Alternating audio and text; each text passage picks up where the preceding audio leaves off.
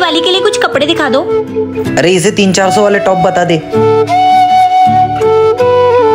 ये देखिए मैडम, ये बहुत अच्छा टॉप है और बहुत अच्छी क्वालिटी है। भैया वाला वन पीस दिखा दो। ये तो बहुत महंगा टॉप है, इसकी औकात दिख नहीं रही है लेने की। अब क्या करूं? भैया क्या सोच रहे हो, दिखाओ ना। देखो मैडम, बहुत अच्छी ड्रेस है भैया, इसे पैक कर दो। कितने की है? 1500 की है। इसको पैक कर दो। अरे 1500 रुपए की है। भैया पैक कर दो।